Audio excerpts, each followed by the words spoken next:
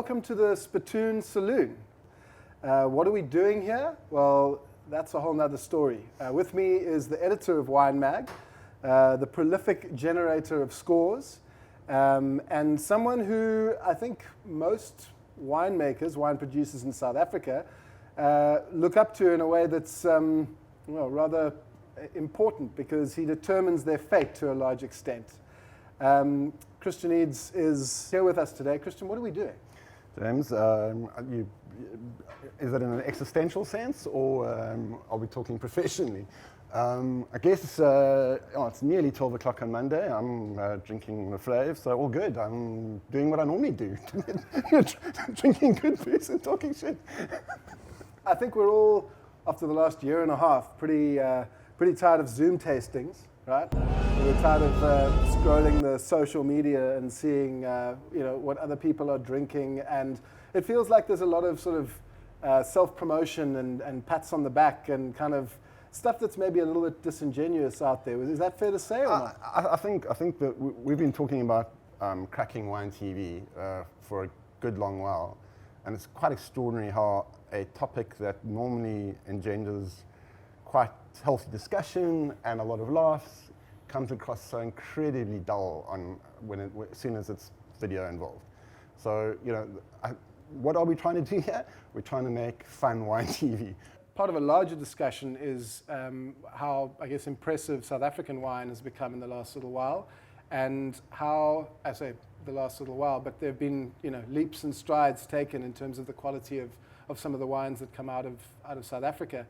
And it almost feels like what is needed is content that can kind of, hold the hand of that wine and actually deliver something that adds value, much like I mean, in terms of where media is going, clearly TV/video is where it's at, and Winemag has for a long time wondered how are we going to tackle that, and the Spittoon Saloon is our foray into that field. I think that, you talk about a little while, it is really relatively a little while. South Africa's got a 350-year-odd history of winemaking, and it's only really got exciting again in the modern era, in the last 20 years or so.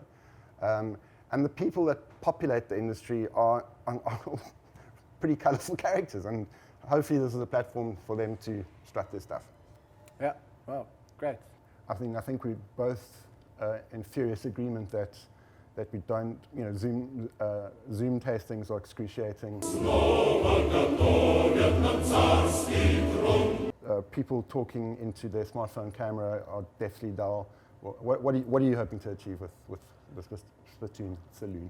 Spittoon Saloon. Look, I think what we've sort of reduced it down to is this idea of heart, humor, and humility. So, if we can show winemakers not, kind of, on autopilot, but actually, what is it that makes them tick for a start? I think, humor is a big part of it because, these are typically very funny men and women who are, have remarkable personalities by virtue of what they do on a daily basis, and it's nice to see some of that, and so we want to kind of get that across, and humility in the sense that I think we're all sort of tired of people bragging about what they're drinking and bragging about, because self-promotion has become such a thing. It's like, look at our wine, look at what we're doing, like if there's another vehicle that can do that for them, and then including other winemakers into it as well. So bring us a bottle of wine that made by somebody who you appreciate. Talk about somebody else and not just yourself. I think that's kind of a big part of it. That's what people want to see, I think. But yeah, I think heart, humor, and humility is what the Spittoon Saloon's all about. That's great. Do viewers get to learn anything about wine? Yeah, I think they will learn about wine. I think mostly it's about remaining curious. So there are other places to go. There's Winemag itself where there's plenty to learn about wine. There are many resources out there. I think this is more about entertainment and gaining sort of a degree of interest in things you didn't know about before. It's trying to make the circle bigger.